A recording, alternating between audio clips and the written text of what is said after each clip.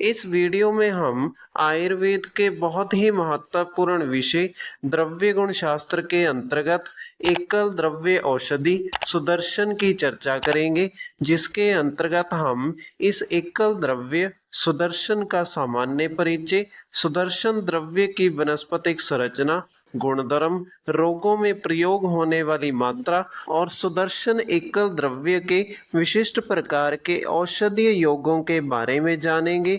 तो सुदर्शन द्रव्य से संबंधित इस पूरी जानकारी को अच्छे से जानने और समझने के लिए वीडियो को अंत तक जरूर देखिएगा। तो सुदर्शन एकल द्रव्य की व्याख्या में सबसे पहला हेडिंग सुदर्शन के सामान्य परिचय का लिखा है, जिसकी व्याख्या में इसके अलग अलग भाषाओं में वर्णित नाम लिखे गए हैं।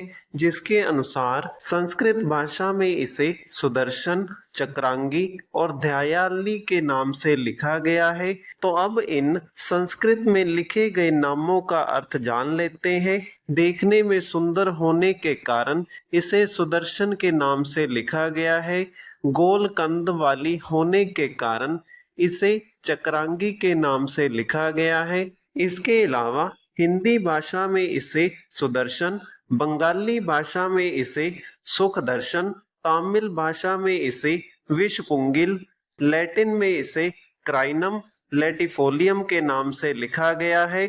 इसके बाद अंत में सुदर्शन की कुल का नाम लिखा गया है, जो कि अमारीलिडिएसी कुल लिखी गई है। इसके बाद अगला हेडिंग सुदर्शन के वनस्पतिक परिचय का लिखा है, जिसकी व्याख्या में लिखा है यह बहुवर्ष आयु शुभ 2 से 3 हाथ ऊंचा होता है। तो इस व्याख्या के अनुसार सुदर्शन का 1 से ज्यादा वर्षों तक जिंदा रहने वाला शुभ अर्थात छोटे आकार का पौधा होता है, जिसकी ऊंचाई 2 से 3 हाथ तक होती है। इसके बाद अगला हेडिंग सुदर्शन के पत्र का लिखा है, जिसकी व्याख्या में लिखा है अनेक 2 से 4 फुट लंबे तथा 3 से 4 इंच चौड़े होते हैं। पत्र हरित वर्ण और भूमि से निकलते प्रतीत होते हैं। तो इस व्याख्या के अनुसार सुदर्शन के पत्तों की लंबाई 2 से 4 फीट तक होती है और इनकी चौड़ाई 3 से 4 इंच तक होती है।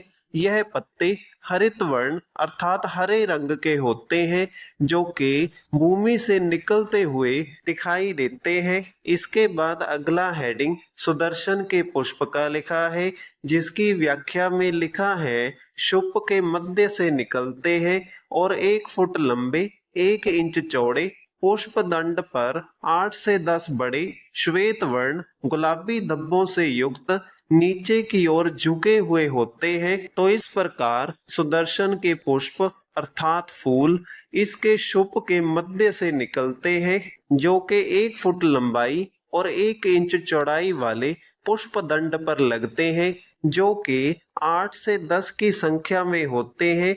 यह फूल बड़े आकार के सफेद रंग के गुलाबी धब्बों से युक्त होते हैं।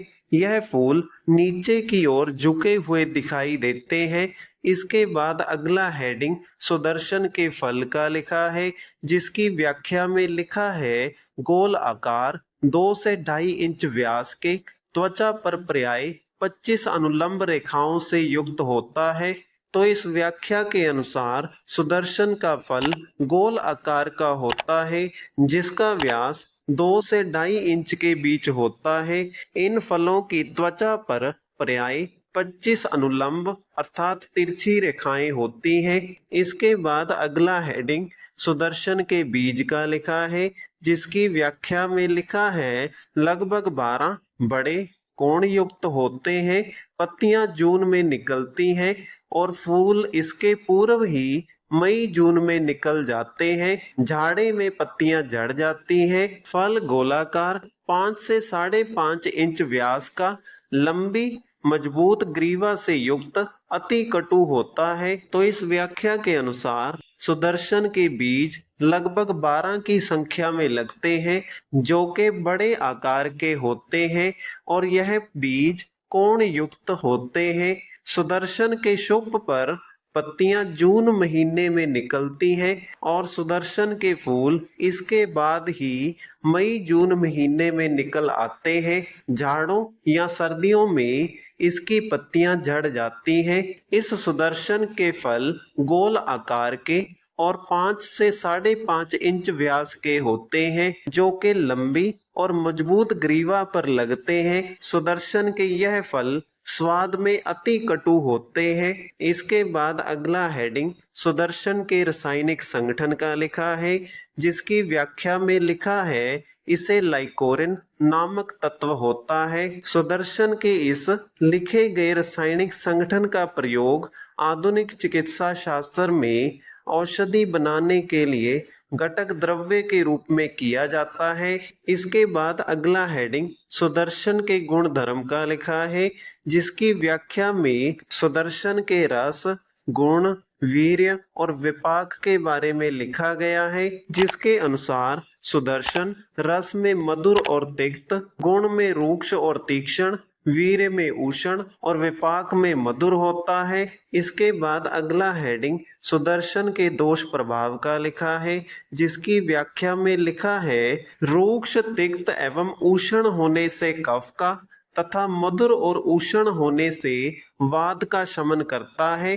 तो इस प्रकार सुदर्शन या सुदर्शन से बनी हुई औषधि का प्रयोग करने पर यह औषधि शरीर में जाकर कफ और वात दोष को शमन करके अर्थात कम करके संतुलित करने का कार्य करती है। इसके बाद अगला हेडिंग सुदर्शन के प्रयोज्य अंग का लिखा है, जिसकी व्याख्या के अनुसार सुदर्शन के पत्र और कंद अर्थात जड़ का प्रयोग औषधि बनाने के लिए घटक द्रव्य के रूप में किया जाता है।